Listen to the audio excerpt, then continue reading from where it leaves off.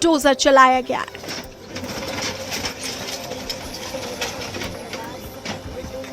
प्रशासन का कहना है कि ये कार्रवाई रेलवे भूमि को अतिक्रमण मुक्त कराने के लिए की गई।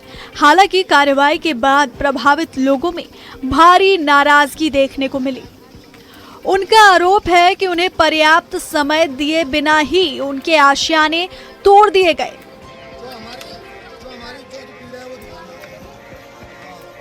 हालांकि प्रभावित परिवारों ने सरकार और प्रशासन से वैकल्पिक आवास और राहत की व्यवस्था करने की मांग की है।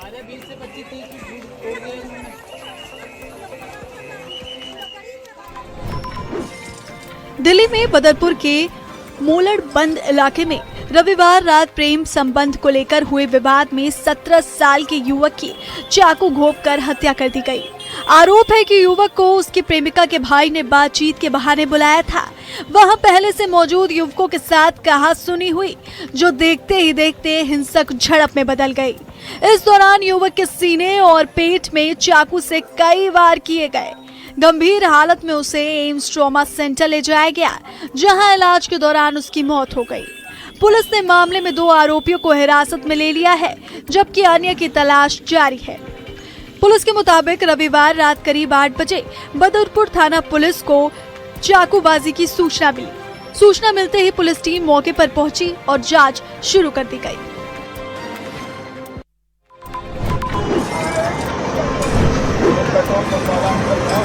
दिल्ली का राजौरी गार्डन इलाका उस वक्त चीख पुकार और अफरा तफरी से दहल उठा जब एक बेकाबू और तेज रफ्तार कार काल बनकर सड़क पर दौड़ी।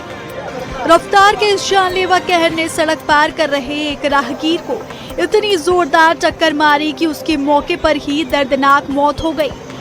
टक्कर इतनी भीषण थी कि आवाज सुनते ही आसपास के लोगों के रोंगटे खड़े हो गए और मौके पर भारी भीड़ जमा हो गई। इस खौफनाक हादसे को अंजाम देने के बाद निर्दयी कार चालक का दिल नहीं पसीजा और वो लहूलुहान युवक को छोड़कर कार समेत मौके से भागने की फिराक में लगा रहा। सूचना मिलते ही पुलिस की टीमें तुरंत घटना स्थल पर पहुंची और शव को कब्जे में लेकर मामले की तफ्तीश में जुट गई है। गुरुग्राम के एक बंद कमरे से निकलकर आई खौफनाक दास्तान ने पूरे इलाके को दहला कर रख दिया, जहां प्यार का एक दर्द और अंत देखने को मिला। एक सॉफ्टवेयर इंजीनियर ने अपनी ही गर्लफ्रेंड इशियाका पर बेरहमी से चाकू से ताबड़तोड़ वार कर उसे मौत के घाट उतार दिया। इस सड़क भरी वारदात को अंजाम देने के बाद आरोपी इंजीनियर श्रेष्ठ मलिक ने भी खुद अपनी जिंदगी खत्म कर ली। इस रूह कपा देने वाले खूनी खेल का खुलासा तब हुआ जब इशियाका के परिजनों के लगातार फोन करने के बाद भी कमरे से कोई जवाब नहीं आया। अनहोनी की आशंका में जब पुलिस दरवाजा तोड़कर अंदर दाखिल हुई तो वहां का मंजर देखकर दंग रह गई। पुलिस अब इस उलझी हुई गुत्थी को सुलझाने में जुटी है कि आखिर एक पढ़े लिखे सॉफ्टवेयर इंजीनियर के सर पर खून का ऐसा कौन सा भूत सवार था जिसने हंसते खेलते रिश्ते को शमशान बना दिया। हरियाणा के फरीदाबाद से एक ऐसी रहस्यमयी और रूह कपा देने वाली खबर आई जिसने पुलिस प्रशासन समेत हर किसी को हैरान कर दिया। बीपीटीपी पुल के पास आगरा नहर से एक युवक और महिला के शव बरामद किए गए, जिनके हाथ आपस में एक डेटा केबल से बंधे हुए थे। शनिवार शाम से ही लापता इस जोड़े को ढूंढने के लिए एसडीआरएफ और स्थानीय पुलिस की टीमें पिछले 24 घंटों से नहर का चप्पा चप्पा छान रही थी। आखिरकार रेस्क्यू ऑपरेशन के दौरान दोनों के शव पानी में तैरते हुए मिले, लेकिन हैरान करने वाली बात यह है कि मृतका के शरीर पर चोट के गहरे निशान भी पाए गए।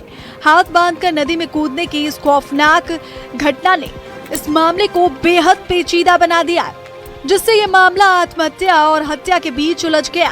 फिलहाल पुलिस ने दोनों शवों को पोस्टमार्टम के लिए भेज दिया और इस मिस्ट्री को सुलझाने के लिए जांच शुरू। मुजफ्फरनगर साइबर क्राइम थाना पुलिस ने करीब 60 लाख रुपए की साइबर ठगी के मामले में वांछित आरोपी एहतिशाम को गिरफ्तार किया है। आरोपी चरथावल थाना क्षेत्र के कुटेसरा गांव का रहने वाला है और उसकी गिरफ्तारी पर 15,000 रुपए का इनाम घोषित था।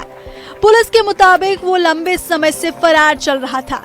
पुलिस जांच के अनुसार हरिद्वार की रहने वाली महिला ने साल 2019 में जीवन बीमा पॉलिसी ली थी। पॉलिसी बंद होने के बाद बीमा कंपनी ने करीब 60,37,000 रुपए का मैच्योरिटी चेक कुरियर के माध्यम से भेजा। आरोप है कि चेक रास्ते में ही गायब कर दिया गया। इसके बाद चेक में कथित तौर पर छेड़छाड़ कर दूसरे व्यक्ति के बैंक खाते में जमा कराया गया और पूरी रकम अलग अलग खातों में ट्रांसफर कर निकाल ली गई। मुजफ्फरनगर से सरेराह गुंडागर्दी की ऐसी सनसनीखेज तस्वीर सामने आई जिसने कानून व्यवस्था पर गंभीर सवाल खड़े कर दिए। सिविल लाइन थाना क्षेत्र के जिला परिषद मार्केट में अचानक आई एक भीड़ ने युवक और युवती को चारों तरफ से घेर लिया और देखते ही देखते माहौल बेहद तनावपूर्ण हो गया।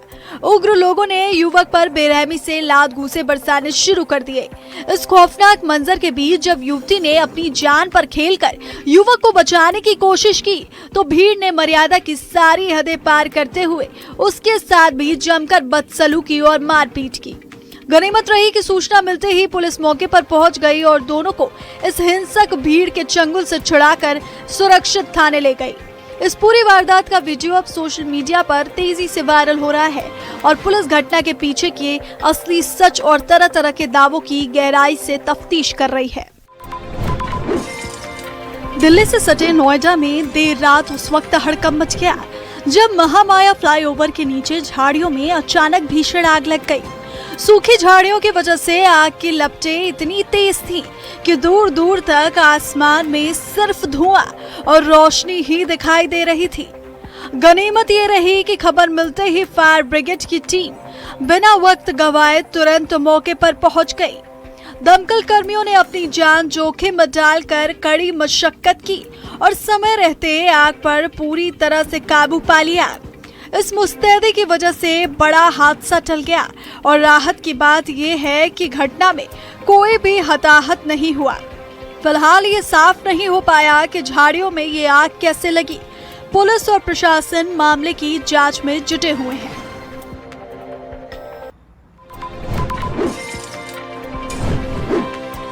देश की सेवा सिर्फ सरहदों तक सीमित नहीं होती बल्कि उसकी गूंज दुनिया के हर उस कोने तक पहुंचती है जहां भारतीय बसते हैं। अमेरिका के ग्रेटर सिएटल में ऐसा ही एक भावुक और गौरवपूर्ण पल देखने को मिला जब भारतीय सशस्त्र बलों के पूर्व सैनिकों और उनके परिवारों को विशेष सम्मान दिया गया। भारतीय दूतावास के सहयोग से आयोजित इस विशेष कार्यक्रम में भारत के वाणिज्य दूतावास ने ग्रेटर सिएटल क्षेत्र में रहने वाले भारतीय सशस्त्र बलों के पूर्व सैनिकों और उनके परिवारों को सम्मानित किया।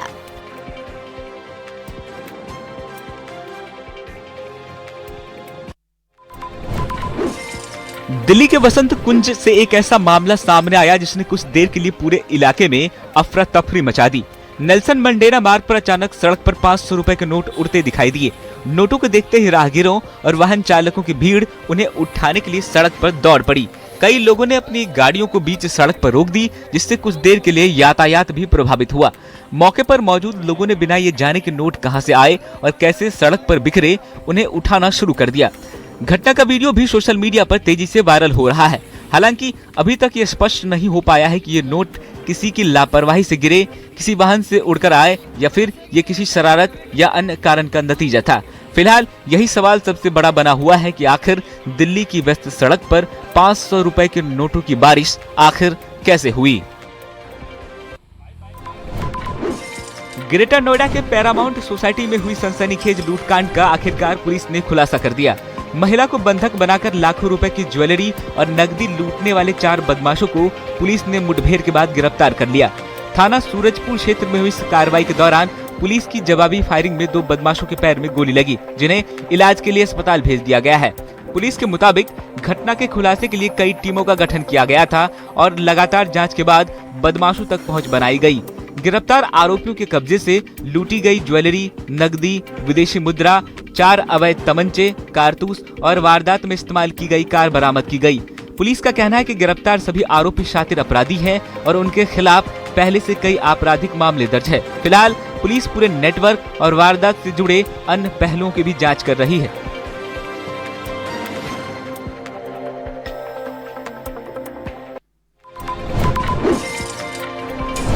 गंगा के बढ़ते जलस्तर और कटान ने हस्तिनापुर क्षेत्र में हालात गंभीर कर दिए हैं। हस्तिनापुर चांदपुर मार्ग पर सड़क क्षतिग्रस्त होने से 8 गांवों का जिला मुख्यालय से संपर्क पूरी तरह टूट गया। स्थानीय लोगों का आरोप है कि जेसीबी मशीन से सड़क काटे जाने के बाद गंगा का पानी गांवों की ओर तेजी से बढ़ने लगा, जिससे कई गांवों में बाढ़ का खतरा मंडरा रहा है।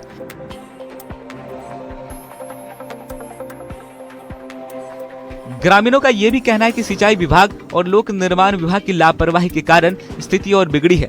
बताया जा रहा है कि बड़ी संख्या में खेत जलमग्न हो गए हैं और हजारों लोग अपने गांवों में फंसे हुए हैं। फिलहाल प्रशासन हालात पर नजर बनाए हुए है, जबकि प्रभावित इलाकों में लोगों की चिंता लगातार बढ़ती जा रही है।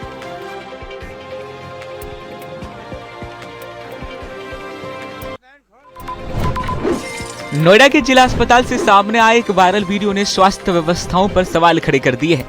सोशल मीडिया पर वायरल इस वीडियो में इमरजेंसी वार्ड में इलाज के लिए पहुंचे मरीज और उनके तीमारदारों की ड्यूटी पर मौजूद एक इंटर्न डॉक्टर से बहस होती दिखाई दे रही है।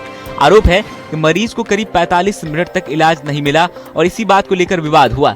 वीडियो का संज्ञान लेते हुए जिला अस्पताल प्रबंधन ने तुरंत कार्रवाई की है। मुख्य चिकित्सा अधीक्षक यानी सीएमएस ने संबंधित इंटर्न डॉक्टर को ड्यूटी से हटा दिया है। इसके साथ ही ड्यूटी पर मौजूद 2 डॉक्टरों समेत कुल 5 स्वास्थ्य कर्मियों से भी स्पष्टीकरण मांगा गया है।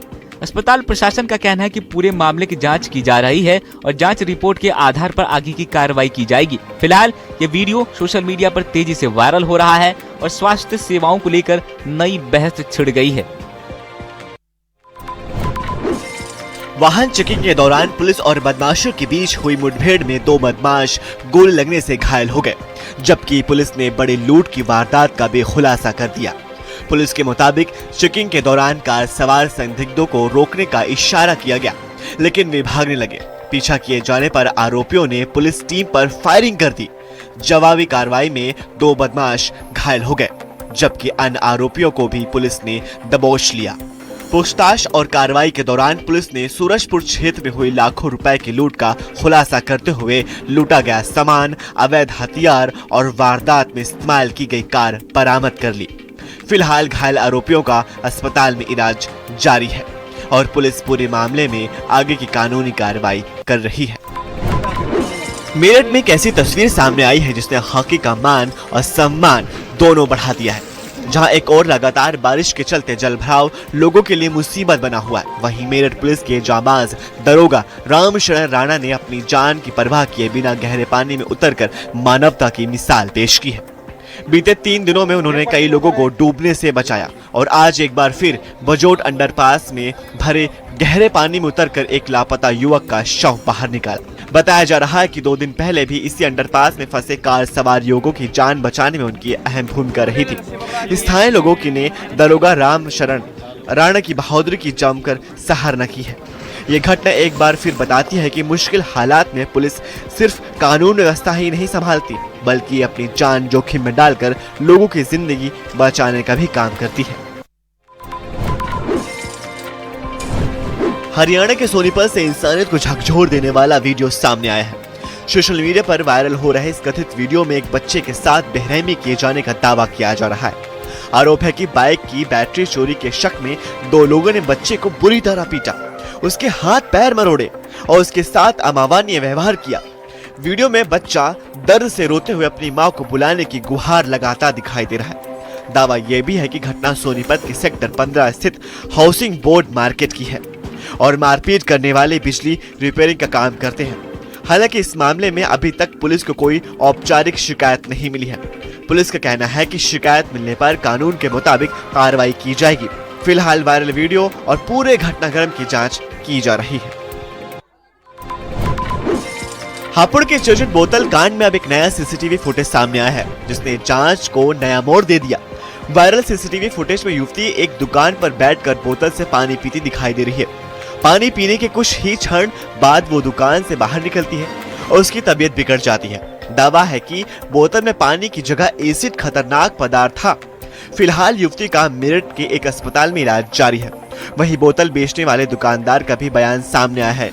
दुकानदार का कहना है कि उसने रोज की तरह फ्रिज में बोतल निकालकर दी थी और उसे इस बात की कोई जानकारी नहीं थी कि बोतल में कथित रूप से एसिड कैसे पहुंचा। फिलहाल पुलिस पूरे मामले की जांच कर रही है और सीसीटीवी फुटेज समेत सभी सबूतों के आधार पर घटना के हर पहलू की जांच पड़ताल कर रही है।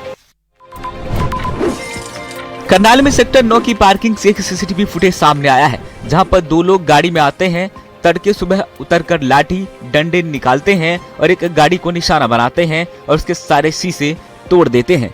सूचना पर पहुंचे गाड़ी के मालिक ने खुलासा किया कि करीब एक हफ्ते पहले उसकी किसी से बहस हुई थी, जिसके बाद इस पूरे हमले की वारदात को अंजाम दिया गया। वहीं सूचना पर पहुंचे पुलिस मामले की जांच में जुट गई है। तो फिर हम आए तो हमने देखा मौके पे कि भाई यहाँ गाड़ी के सारे चारों शीशे टूटे हुए हैं, डेंट वेंट वगैरह है। तो फिर हमने जैसे भी यहाँ मार्केट में अपने भाई की शॉप है तो उनको फ़ोन किया, एक दो साथी को फ़ोन किया जो इसके साथ एक हफ्ते पहले एक वाक़या हुआ था कि भाई उसके साथ कैसा वैसी हो गई थी, कुछ कोई गाली गलौज की थी उसने। तो फिर वो उसकी रंजिश रखते हुए उसने उसकी गाड़ी तोड़ी है। फिर बाद में ट्विशा शर्मा मौत मामले में सीबीआई सूत्रों के हवाले से बड़ी जानकारी सामने आई है। सूत्रों के मुताबिक दिल्ली एम्स की दूसरी पोस्टमार्टम रिपोर्ट अब सीबीआई के पास है और एजेंसी उसका विस्तार से अध्ययन कर रही है। रिपोर्ट में फंदे के लिए इस्तेमाल की गई जिम्नास्टिक बेल्ट पर स्किन टिश्यू मिलने की बात कही गई है, जो शरीर पर मिले निशानों से मेल खाते हैं। हालांकि सीबीआई ने अभी ये साफ नहीं किया है कि मामला आत्महत्या का है या फिर किसी साजिश का। एजेंसी का कहना है कि मौत की असल वजह का पता लगाने के लिए जांच अभी जारी है। वहीं आपको बता दें कि 2 मई को भोपाल में ट्विशा शर्मा की संदिग्ध परिस्थितियों में मौत हो गई थी। पहली पोस्टमार्टम रिपोर्ट पर परिजनों ने सवाल उठाए थे, जिसके बाद दिल्ली एम्स की मेडिकल टीम से दोबारा पोस्टमार्टम कराया गया। ट्विशा की सास रिटायर्ड जज है, जबकि उनके पति पेशे से क्रिमिनल वकील है। साउथ ईस्ट दिल्ली के सरिता विहार थाना क्षेत्र इलाके में दर्दनाक हादसा सामने आया है, जहां पर कंस्ट्रक्शन साइट पर बिल्डिंग तोड़ रहे मजदूर पर दीवार गिर जाने से 4 मजदूर उसके अंदर दब गए, जिसमें से एक मजदूर की मौत हो गई, तो वही 3 मजदूरों को अस्पताल में ले जाया गया, जहां पर उनकी स्थिति गंभीर बताई जा रही है। फिलहाल उनका इलाज चल रहा है। आपको जानकारी दे दें कि मृतक मजदूर की पहचान 24 साल के विजय के रूप में हुई है। इस घटना के बाद पुलिस ने मामला दर्ज कर आगे की कार्रवाई शुरू कर दी है। दवाल जो है वो गिरा रहा था रस्सी बांध के, उसमें जो है सुनना में आया मेरे को जो 4 आदमी दब गया है, जिसमें कह रहा है 1 आदमी तो स्पॉट मर्डर हुआ और 3 आदमी को ले गया है उधर हॉस्पिटल। इस घटना में जिसकी मौत हुई है उसके परिजनों का रो रो कर बुरा हाल है, काफी परेशान है, बेहाल है। फिलहाल पुलिस मामले की जांच में जुटी हुई है। अमरनाथ यात्रा 2026 के दौरान श्रद्धालुओं की सुरक्षा सर्वोच्च प्राथमिकता बनी हुई है। इसी बीच जम्मू श्रीनगर नेशनल हाईवे पर सुरक्षा व्यवस्था को और अधिक मजबूत कर दिया गया। खास तौर पर रामबन जिले में हाईवे के संवेदनशील हिस्सों पर पुलिस, सेना, सीआरपीएफ और अन्य सुरक्षा बलों की अतिरिक्त तैनाती की गई है। यात्रा के हर काफिले पर कड़ी निगरानी रखी जा रही है और वाहनों की सुरक्षित आवाजाही सुनिश्चित करने के लिए जगह जगह नाकाबंदी, नियमित पेट्रोलिंग और व्यापक सुरक्षा जांच की जा रही है। संवेदनशील इलाकों में विशेष सतर्कता बरती जा रही है ताकि किसी भी तरह की अप्रिय घटना को रोका जा सके और बाबा बर्फानी के दर्शन के लिए जा रहे श्रद्धालुओं की यात्रा सुरक्षित और शांतिपूर्ण और निर्बाध बनी रहे।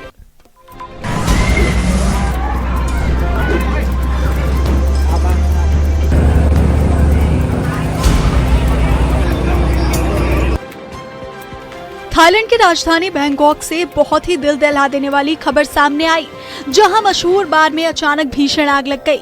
देखते ही देखते इस भयानक आग ने पूरे बार को अपनी चपेट में ले लिया, जिससे वहां मौजूद लोगों में बुरी तरह भगदड़ मच गई। इस दर्दनाक हादसे में अब तक 27 लोगों की मौत हो चुकी है, जबकि 63 से ज्यादा लोग गंभीर रूप से घायल हैं। बताया जा रहा है कि जान बचाने के लिए कई लोग टॉयलेट की तरफ भागे, लेकिन वो वहीं फंस गए और दम घुटने से उनकी जान चली गई। हालांकि दमकल कर्मियों ने बेहद मुस्तैदी दिखाते हुए करीब 35 मिनट में आग पर काबू पा लिया और घायलों को तुरंत अस्पताल पहुंचाया। फिलहाल पुलिस और प्रशासन इस बात की बारीकी से जांच कर रहे हैं कि आखिर रात के वक्त ये भयानक आग लगी कैसे। समंदर में भारत की ताकत अब पहले से कहीं ज्यादा मजबूत हो गई है। भारतीय नौसेना को एक और अत्याधुनिक स्वदेशी युद्धपोत मिल गया है। विशाखापट्टनम में स्टेल्थ फ्रिगेट महेंद्रगिरी को नौसेना के बेड़े में शामिल किया गया।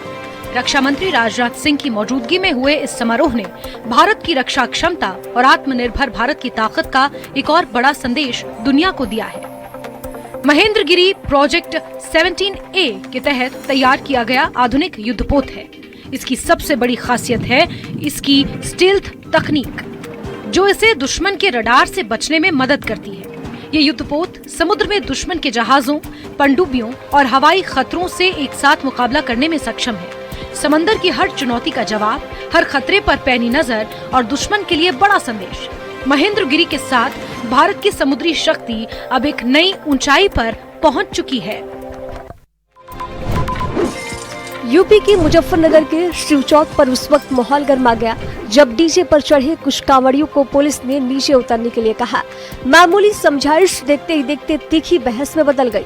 वायरल वीडियो में एक कांवड़िया पुलिस इंस्पेक्टर को वर्दी उतरवाने तक की धमकी देता दिखाई दे रहा है। देखते ही देखते मौके पर भारी भीड़ जमा हो गई और कुछ देर के लिए तनाव का माहौल बन गया। हालांकि मौके पर मौजूद वरिष्ठ पुलिस अधिकारियों ने हालात को संभाल लिया और दोनों पक्षों को शांत करवाया। साथ ही पुलिस ने श्रद्धालुओं से यात्रा के दौरान सुरक्षा नियमों का पालन करने और प्रशासन का सहयोग करने की अपील की है। 7 साल का लंबा इंतजार और फिर वो पल आया जिसका कुरुक्षेत्र को बेसब्री से इंतजार था। पहली बार एलिवेटेड रेलवे ट्रैक पर ट्रेन दौड़ी तो लोगों ने इस ऐतिहासिक लम्हे को कैद किया। इसके साथ ही कुरुक्षेत्र का सिटी थानेसर स्टेशन हरियाणा का पहला एलिवेटेड रेलवे स्टेशन बन गया। करीब 7 साल पहले शुरू हुई इस महत्वाकांक्षी